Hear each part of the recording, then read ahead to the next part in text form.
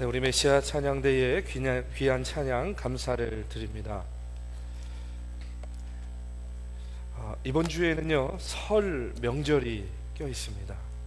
그래서 여러분들 다시 한번 여러분의 가정과 삶 가운데에 하나님의 축복이 임하시기를 주님의 이름으로 축원합니다. 우리 옆에 계신 분들과 함께 인사 나누셨으면 좋겠습니다. 새해 복 많이 받으십시오.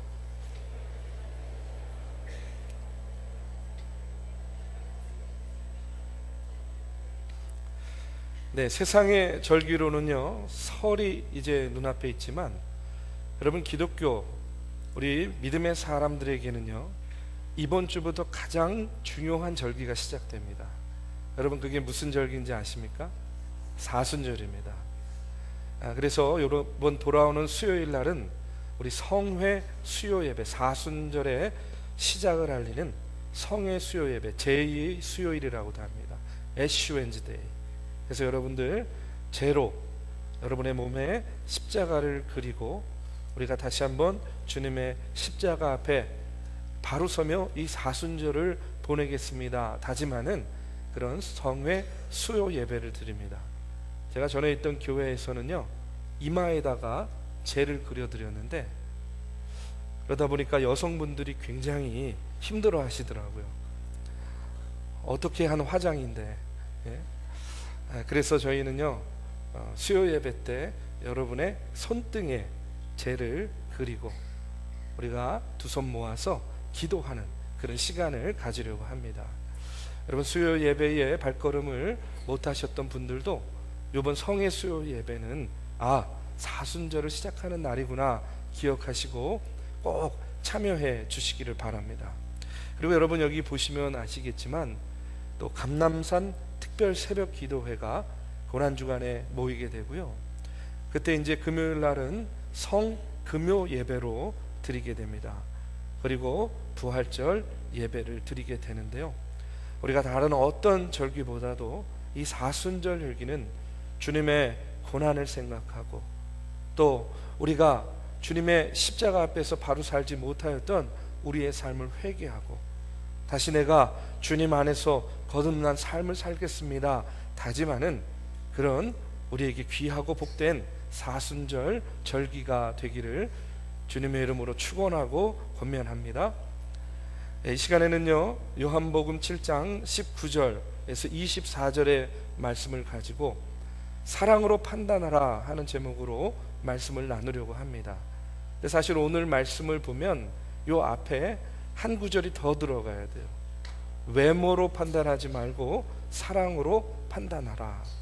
그래서 제가 오늘 이 설교의 내용에 맞추려고요 머리도 염색을 좀 했습니다. 여러분 외모로 판단하지 마시고 사랑으로 봐주시기를 바랍니다. 또 그냥 설교 내내 어머 저거 봐 목사님 염색한 것 같아 옛날이 더 나았는데 뭐 별의별 얘기 다 생각하실까봐 제가 미리 말씀을 드립니다. 자 여러분 혹시 탈무드라는 책을 들어보셨나요? 이 탈무드는요 그 내용이 이 유대인들의 어떤 지혜로운 격언이나 이야기들을 담은 책을 탈무드라고 합니다. 그런데 여러분 유대인들이요 이 성경의 사이드 스토리를 담은 책이 있어요. 그게 뭐냐면 미드라시라고 합니다. 미드라시. 혹시 궁금하시면 제 방에 오셔서 한번 빌려주세요 하면 제가 빌려드릴 수도 있어요. 근데 그 미드라시라는 책에 보면 여러분 아브라함과 아브라함의 아버지 데라에 관한 이야기가 나옵니다. 하나님께서 갈대아 우루 지방에 살고 있는 데라의 가족들을 부르셔서 내가 내게 지시하는 땅으로 가라 이렇게 명하셨어요.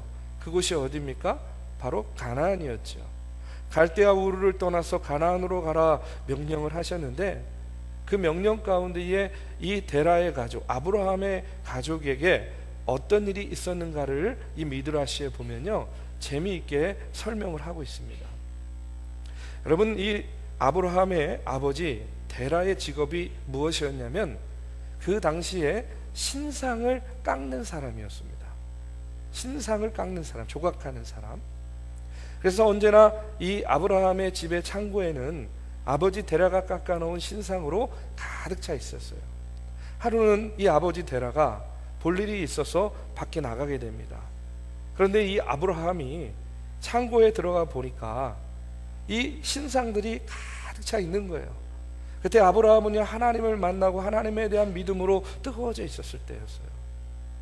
그것을 본 아브라함이 아버지가 없는 틈을 타서 그 창고에 있었던 모든 신상들을요 다 부숴버리는 거예요. 다 부숴버렸어요. 그런데 이제 아버지 데라가 밖에 나가서 들어와서 창고에 들어가 보니까 자기가 그렇게 정성 들여서 깎아놨던, 자신들의 이제까지의 생계를 책임져 줬던 그 신상들이 다 어떻게 되어 있는 거예요? 다 산산조각 부서져 있는 겁니다. 화가 단단히 났겠죠. 누가 이렇게 한 거야? 하고 화를 내는데 그 옆에 있던 아브라함이요 이렇게 이야기하는 거예요. 아버지, 제가요 아버지가 나갔을 때 봤는데 이 신상들이요 서로 자기가 잘났다고 서로 싸우다가 팔도 부서지고 다리도 부서지고 온 몸이 부서져 버린 겁니다. 서로 자기들끼리 싸우다가. 아버지가 이 아들의 이야기를 듣는데 황당한 거예요. 아니, 이 녀석아, 어떻게 생명이 없는 저 조각들이 서로 싸워가지고 이렇게 부서질 수 있단 말이냐 하고요 야단을 치는 거예요. 그때 아브라함이요 하나님의 주시는 그 감동을 덧입어서 아버지 데라에게 이렇게 이야기를 합니다. 아버지, 그럼 아버지는 이제까지 살아서 움직이지도 못하고 서로 생명이 없어서 싸우지도 못하는 그런 신상들을 아버지 못하러 평생을 깎고 계셨습니까? 하고 이렇게 이야기했대요. 이 아브라함의 이야기를 들은 데라가 그 순간에 깨달음을 갖게 된 거예요. 아, 그렇구나. 내가 평생 해왔던 이 일이 생명이 없는 일에 내가 내 평생을 바쳤구나. 이렇게 깨닫고요 이 데라가 그래, 내가 이것을 다 접고 아브라함, 네가 말하는 그 하나님이 계신 땅 가나안으로 갈 테니 이제 가보자. 이렇게 해가지고요 이 아브라함의 가족이 갈대아 우르를 떠나서 그 본토 친척 아비집을 뒤로 하고 가나안으로 향해서 갈 수 있었다 하는 그런 이야기가 그 미드라시에 적혀 있습니다. 제가 왜 이런 이야기를 말씀을 드리냐면, 여러분 그 옛날부터 사람들은요 하나님을 보고 만지기를 원했어요. 여러분도 그러고 싶죠? 예? 하나님 볼 수 있으면 보고 싶어요. 정말 우리가 그냥 그림이나 형상을 통해 봤던 그 모습인지, 예수님 볼 수 있으면 보고 싶어요. 그렇죠? 늘 우리가 보는 그 성화의 모습과 같이 그 활짝 웃고 있는 모습인지 보고 싶어요. 근데 그 옛날의 사람들도 어떻게 하든지 하나님의 모습을 보고 만지기를 원했어요. 그래서 우리가 잘 알듯이 어떻게 합니까? 모세가 시내산에 올라가서 한참 동안을 내려오지 않으니까 이스라엘 백성들이 어떻게 해요? 뭘 만듭니까? 금송아지를 만드는 거예요.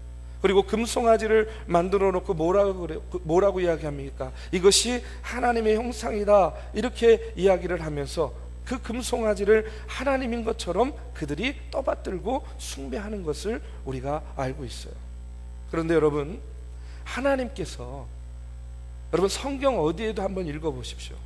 하나님께서 당신의 모습을, 당신의 형체를, 모양을 여러분 보여주시고 나타나신 적이 있으십니까?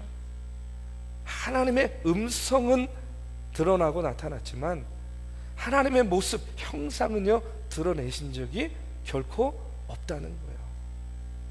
그런데 인간은 그 모습, 그 형상을 만들고 싶은 거예요. 보고 만지고 싶은 거예요. 그래서 오늘날에도요 계속 자신들만의 형상, 소위 말해서 우상을 만들어 가고 있습니다. 그런데 여러분, 성경 어디에도 하나님께서 자신의 모습을 보이는 일이 없지만 또 있어요. 어디에 있습니까?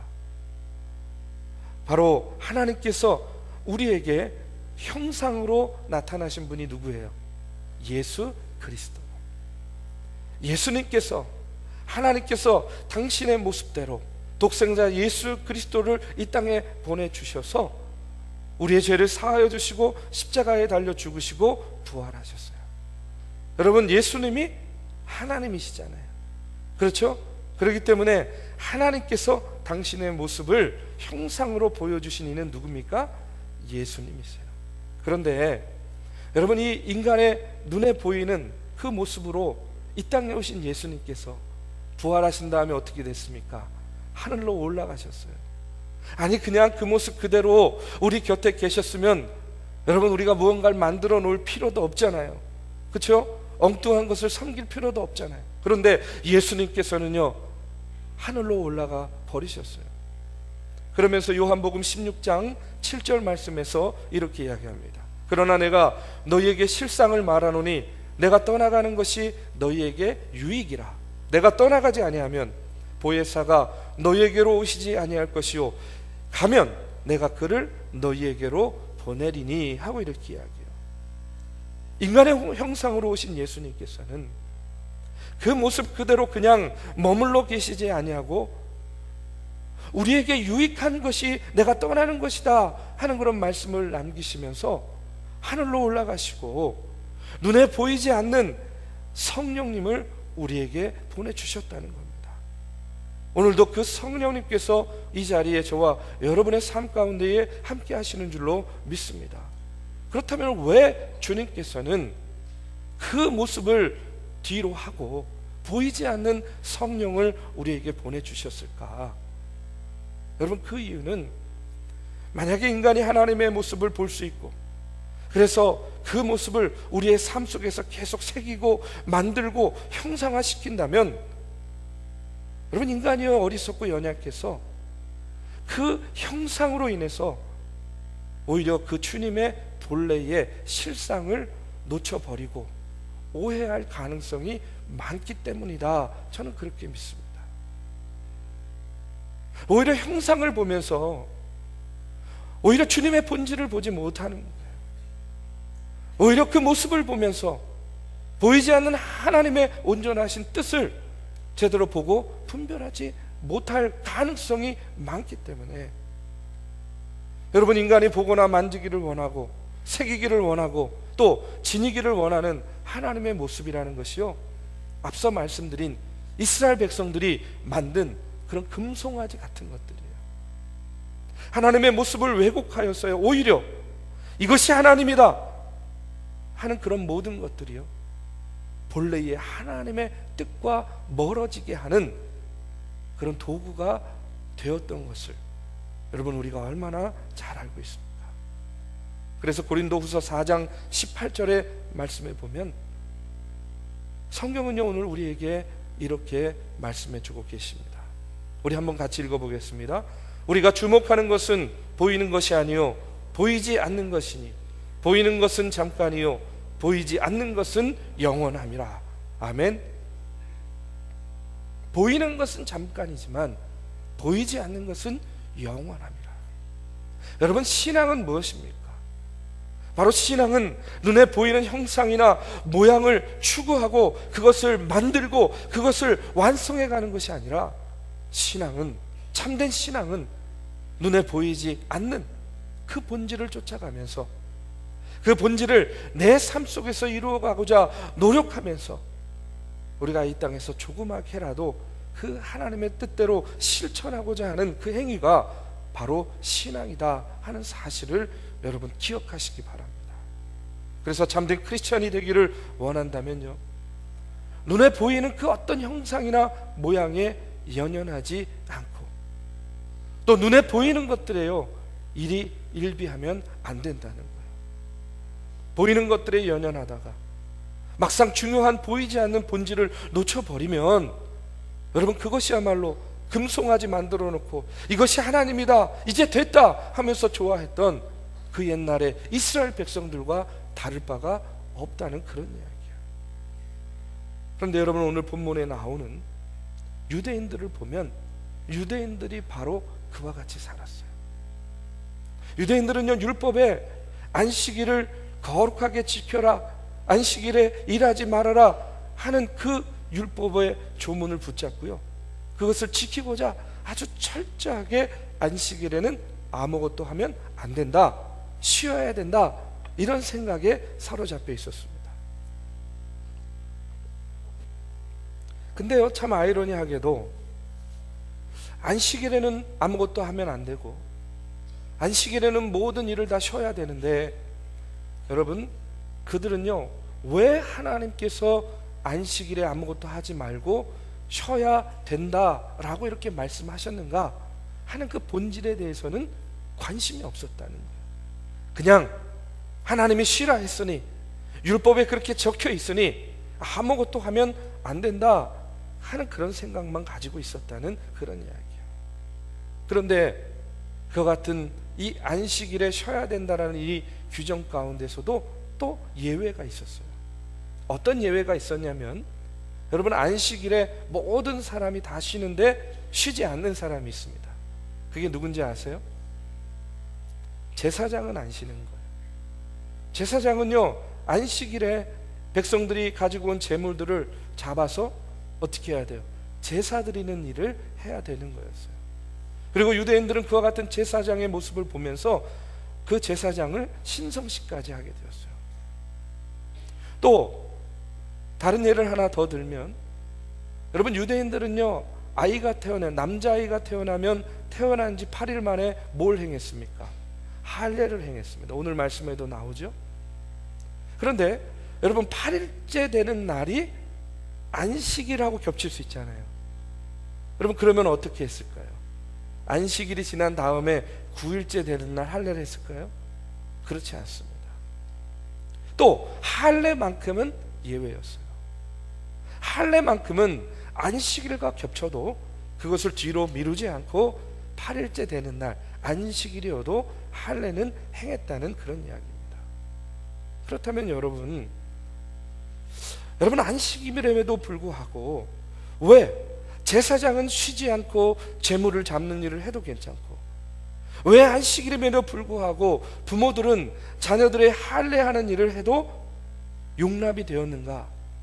여러분, 궁금하지 않습니까? 근데 그 옛날 유대인들은요, 이런 것조차도 궁금해하지 않고 관심을 갖지 않았다라는 거예요. 여러분, 왜 하나님께서 안식일에 일하지 말아라, 왜 안식일에 쉬어라 하고 이렇게 명령을 하셨을까요? 그 이유가 무엇이라고 생각합니까? 그 이유는요, 간단히 말하면 하나님께서 우리를 사랑하시기 때문에 그런 겁니다.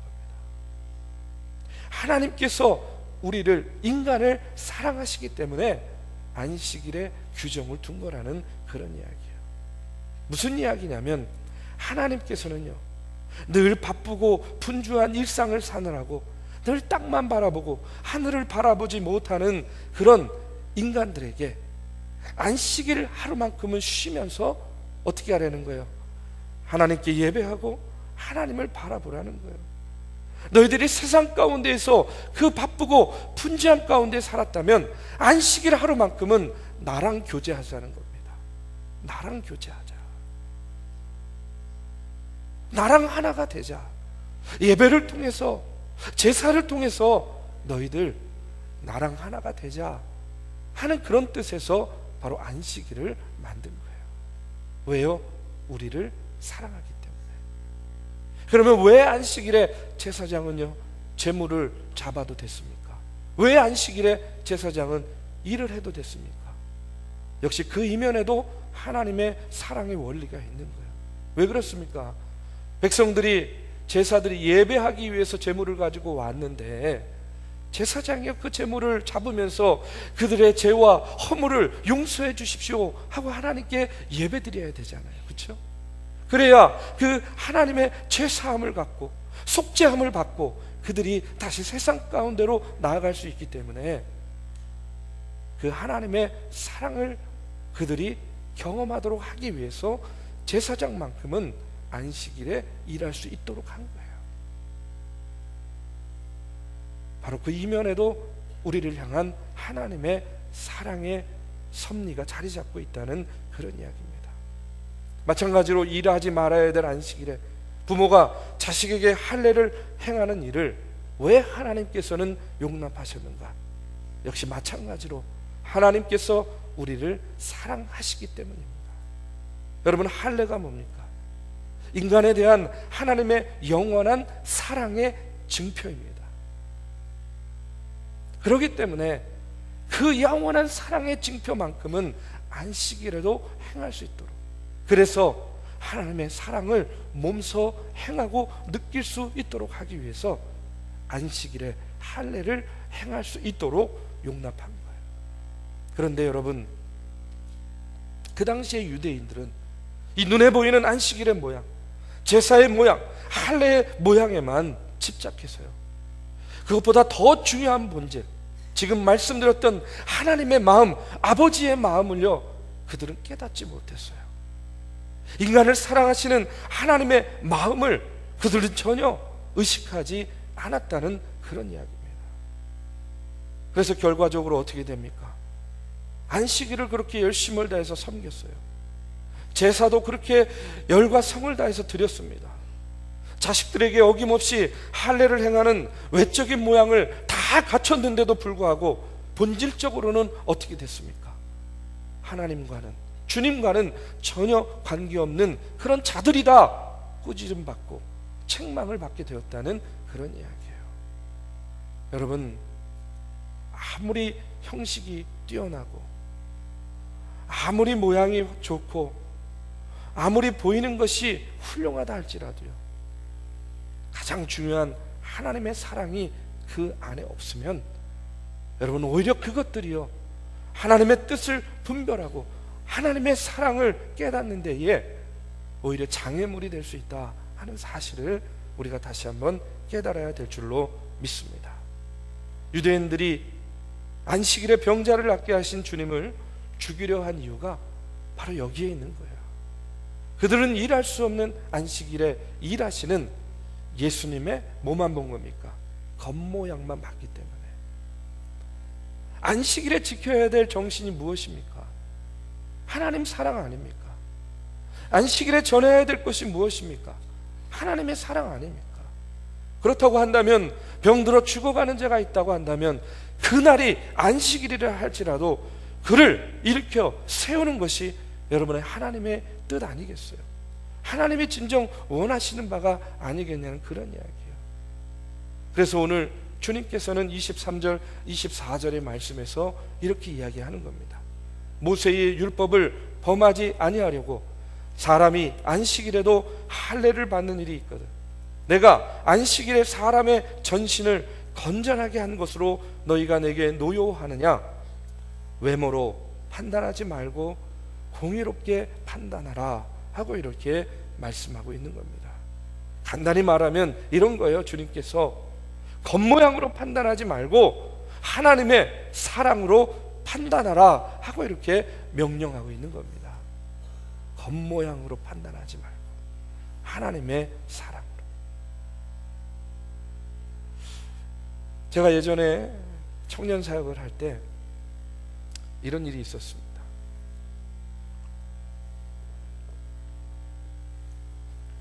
청년들이 상담을 하러 많이 왔는데요, 어느 날 34살 정도 된 여자 청년이 찾아왔어요.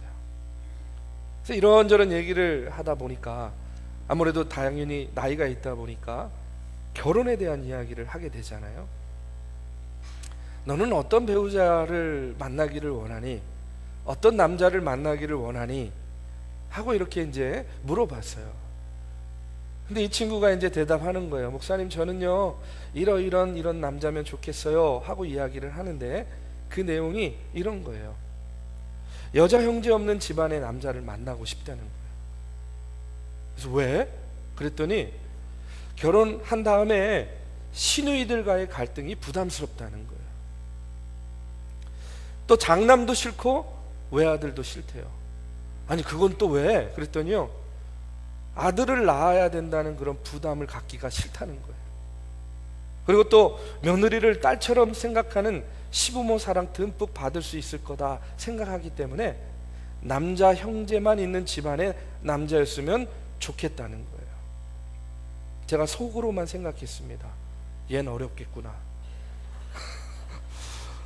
힘들겠구나. 근데 여러분 잘 아시잖아요.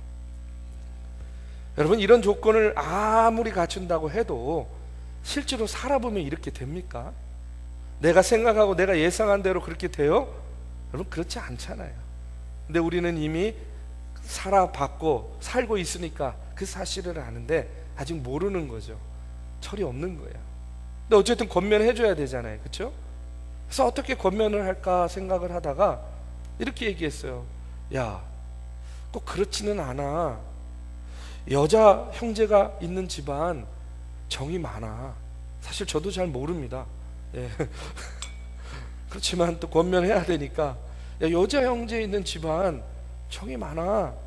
시부모님도 시집간 그 딸 생각에 며느리도 더 잘 챙겨줄 수 있고, 야, 반드시 남자 형제만 있는 집이 좋은 건 아니야. 오히려 시누이하고 갈등보다야 동서 간의 갈등이야 오히려 더 힘들 수도 있어. 뭐 이제 이렇게 권면을 했어요. 근데 참 다행인 건 뭐냐면, 저랑 그렇게 상담한 다음에 한 몇 개월 지나가지고요, 이 친구가요 배우자를 만났어요. 그리고 결혼도 했습니다. 근데 어떤 남자를 만났나 이렇게 보니까 여자 형제가 있는 집안에 차남인 남성과 결혼을 했어요. 어쨌든 하여튼 의지가 강한 자매였습니다. 또 이런 경우도 있어요. 어떤 자매한테 물어봅니다. 어떤 남자를 만나고 싶어? 그러면 목사님 저는요 좀 잘생기고 세련된 남자 만나고 싶어요.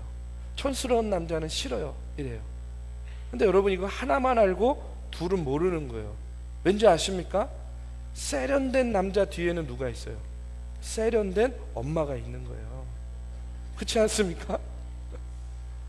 세련된 남자 뒤에는요 그 자녀가 머리부터 발끝까지요 그렇게 챙길 수가 없는데, 그렇게 챙길 수 있도록 옆에서 챙겨주시는 누가 있어요? 시부모님 있는 거잖아요.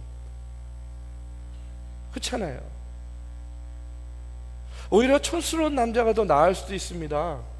왠지 아세요? 아내 말 잘 들을 수 있잖아요.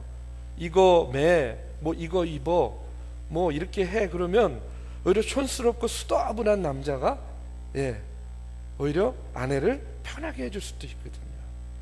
정답은 없습니다. 그렇죠? 정답은 없어요.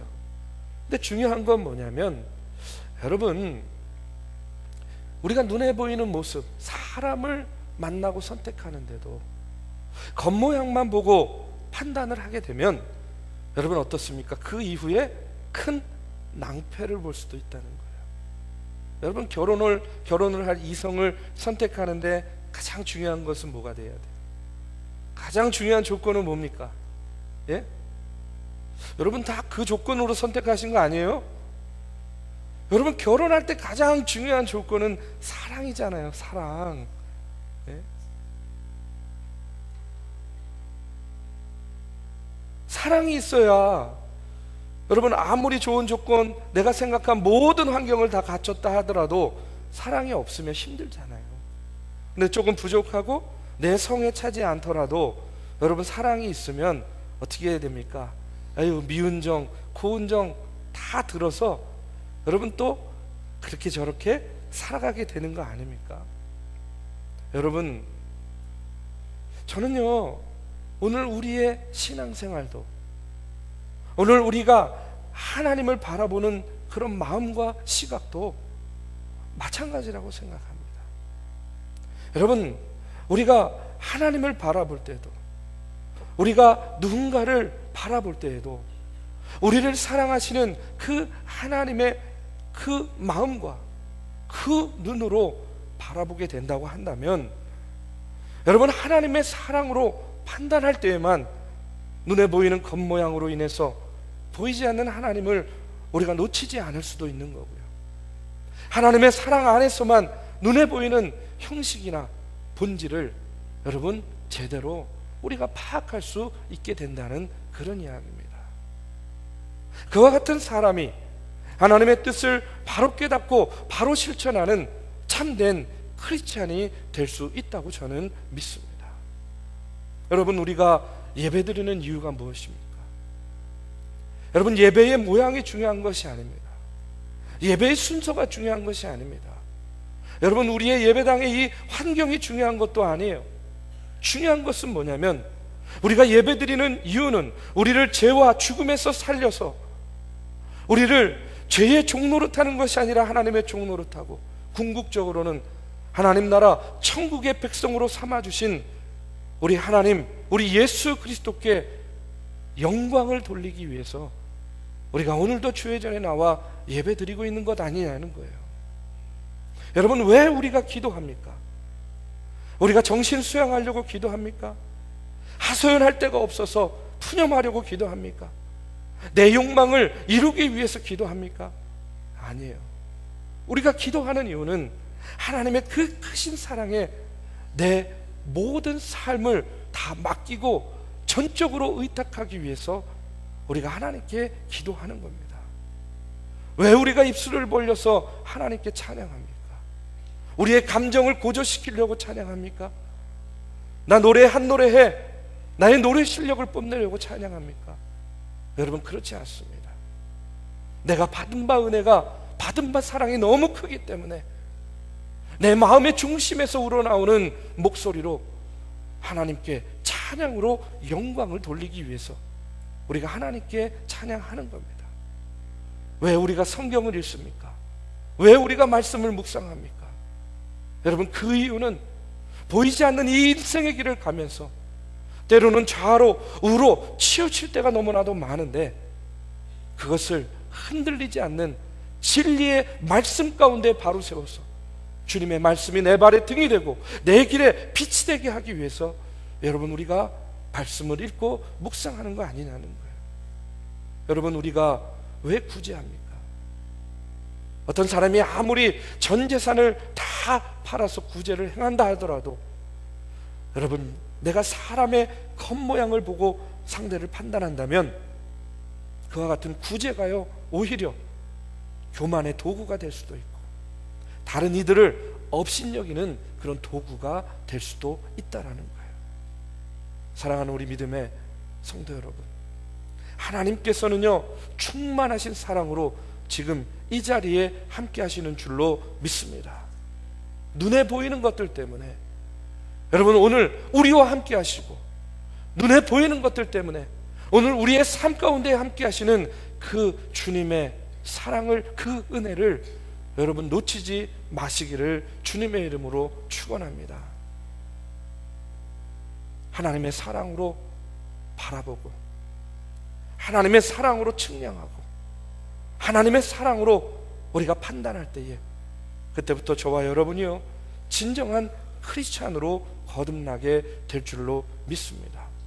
그리고 우리의 삶 속에서는요, 하나님의 아름다운 나라가 눈부시게 펼쳐지게 될 줄로 믿습니다. 바라기는요, 오늘 우리 중앙교회 믿음의 성도들은 경건의 모양만 있는 것이 아니라 경건의 내용까지도 꽉 차서 우리가 무엇을 하든 무엇을 보든 하나님의 사랑으로 판단하고 결정하고 나아가는 주의 성도들이 되시기를 주님의 이름으로 축원합니다. 기도하시겠습니다.